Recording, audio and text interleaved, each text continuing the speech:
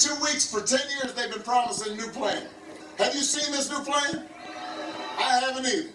Nobody's seen it. You know why? Because they don't have a new plan. They've just attacked the Affordable Care Act at every turn, and in the process driven up costs, driven up the uninsured. Now they're in the Supreme Court trying to get the Supreme Court to take your health care away in the middle of a pandemic. Why would you do that? Just to spite me? Yep. Why in the middle of a pandemic would you offer nothing but empty promises and try to kick people off their health care? And you know what's crazy? People are still wanting to vote for Donald Trump, and it's factual. Donald Trump supporters could line up outside the Supreme Court and look inside and see right now at this very moment that they're trying to get people kicked off their health care, and they would still go vote for Trump. Why? Why? You hate minorities that damn bad that you're willing to fucking allow family members in your family to get kicked off health care? Or other people that you know off of health care? Like, what the fuck? Like, Georgia, something gotta go. It's either your senators or your health care. If I were you, I'd choose your health care. Get rid of the senators who are trying to take it away. You know your senators aren't going to stand up to protect it. They love to talk tough like President Trump. But one of the things they have in common with him is when you start calling them out, they cut and run. You saw President Trump, he's in the middle of a 60 Minutes interview. He just walked out. It's too tough. He quit in the middle of an interview. Somebody's asking him, well, what are you going to do in your second term? Oh, that's too tough. I'm leaving.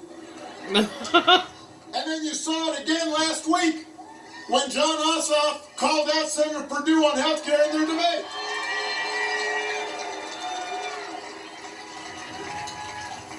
Perdue was like one of those chickens.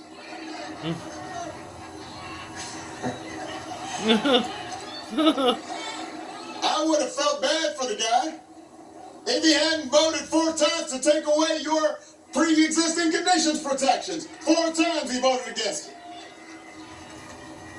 They were supposed to have another debate last night.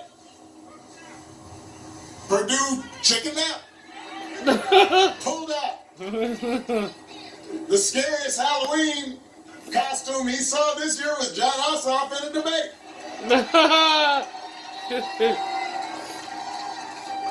But let me tell you what's really scary, Georgia. Republicans threatening to end pre-existing conditions protections for 100 million people in the middle of a pandemic. That is scary. Yep. And you have the power to do something about it. John Ossoff and Joe Biden will protect your health care. They will expand Medicare. They will make insurance more affordable for everyone. And so will Reverend Raphael Warnock. They already proved it. Let me talk about the good Reverend right now. They already fucking proved it. It's like, would you, when Obama was president, Biden was his vice president. Now Biden's trying to be president. How much different do you think it's going to be when Obama was president and Biden was president? It's going to be the same shit. And me personally, I liked it when Obama was president because we never had any of this shit going on. And he proved that he could run this damn country. And he already proved that he knew what the fuck he was doing. He already proved it. And Biden was right behind him as the vice. So it's like people, like, I can't believe that they know Trump's trying to take health care. They still want to put him in office. They know he don't fucking know shit about the pandemic, ain't got no backup plan, still want to put him fucking back in office. It's like, it don't matter. They're risking their own lives now and their families' lives because of COVID to put him back in office. That's how bad they're willing to be brainwashed and let Donald Trump try to make him president again. That you're willing to fucking agree with his no plan that he hasn't even told nobody. He ain't told nobody what the backup plan is for health care. And they don't even care. They're like, oh, we're still going to put you in office because we love you, Donald. Tell us the backup plan sometime after everybody's fucking dead. Like, including probably ourselves, because we don't wear no mask because you tell us not to at your rallies. Like, what the fuck? Like, I mean, come on, bro. But I will offer testimony.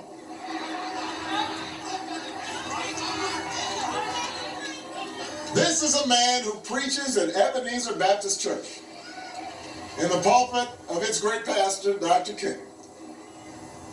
He's read the Gospels, and they might not have known about pre-existing conditions back then, but the Reverend will tell you Jesus spent time healing the sick, caring for the poor. And when Georgia Republicans fought against expanding Medicaid to cover hundreds of thousands of your fellow Georgians, Reverend Warnock followed the example of John Lewis and got himself arrested, getting into good trouble. Reverend Warnock's life prepared him to live in service to others. He doesn't just talk the talk, he walks the walk. Here's a man who grew up in public housing in Savannah with 11 brothers and sisters. That's a lot of brothers and sisters. That taught him a little bit about working together, about looking out for others, about sharing. His mom spent her summers as a young woman picking cotton and tobacco. His dad was a veteran and a small businessman who preached on Sundays, so he knows about the power of opportunity and the God-given right to dignity and decent wages for working people. Reverend Warnock earned his degree at Morehouse, a Morehouse man. But he did it with the help of Pell Grants and student loans, so you know he's going to fight for every single young person who dreams of a college education but doesn't know how he or she's going to pay for next semester's classes. He's been there.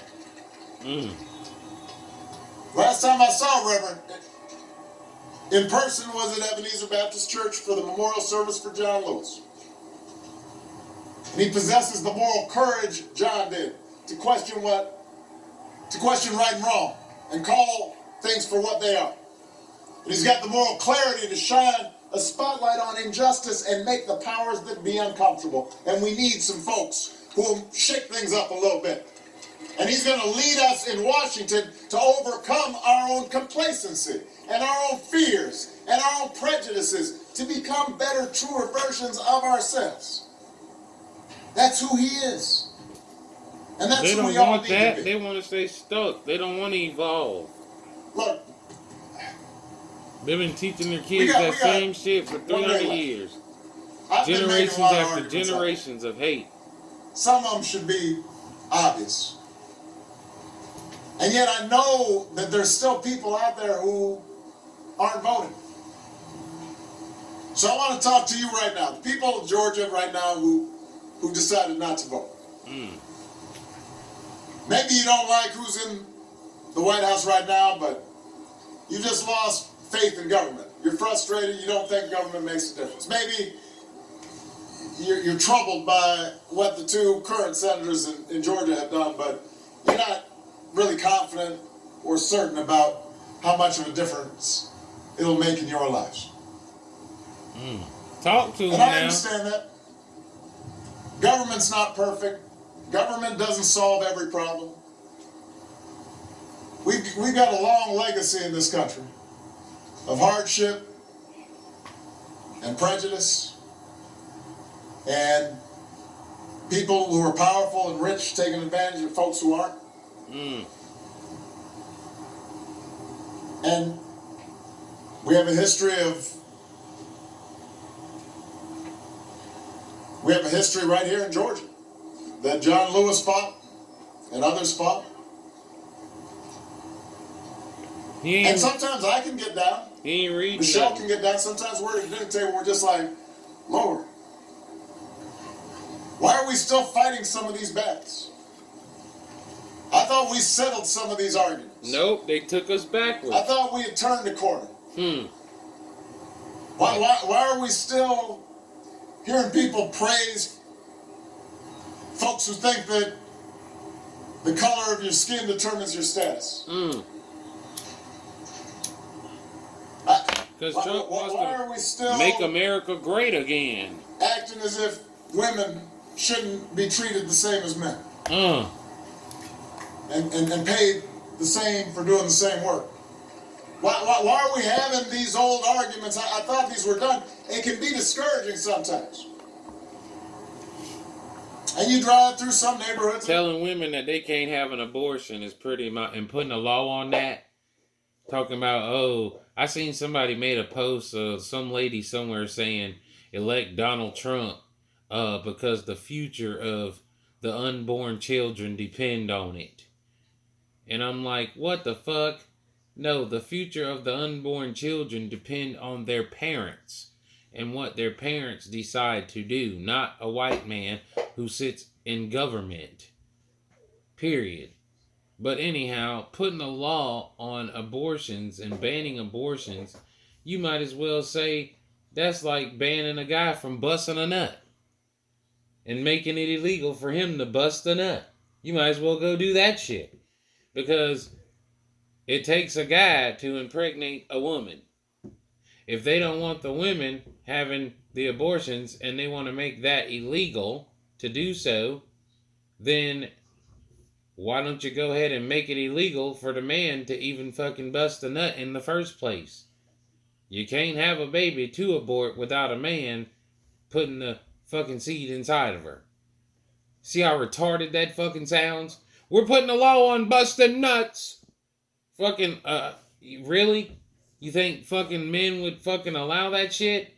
Well, our Trump fans would probably still be like, I'm voting for Trump anyway. I don't care about busting no nuts, and I don't care if I'm banned from it. Trump's the man. Atlanta or Chicago that's or crazy. Washington, D.C. It's fucking crazy. Or you go out in some rural areas of some small towns and you think, you know what? Folks are still having a hard time. Some of the things that should have been fixed haven't been fixed, and you get discouraged. Whose fault is that? I get it. Even as President of the United States, there were times where I thought, man, I thought I could get this done or that done, and somehow the Senate and Congress wouldn't let you. The special interests and the lobbyists and others are blocking it and making it hard, and you get frustrated. I get it. But you know what? Whenever I get in one of those moods, I just remind myself that preach. When we work together, when we put in a little bit of effort, things may not get perfect, but they do get better. When John Lewis started marching across that bridge, it didn't eliminate racism and bigotry in America, but it started something that got the Voting Rights Act passed. And it made things better. I didn't get everything done that I wanted to get done when I was president, but I could say when I look back at the end of 8 years, you know what? The country is better off now than it was when I took office. Well, Trump's trying to fuck that up. And you know what else is highly fucked up? Which they don't care. But he's trying to fucking suppress voting rights now.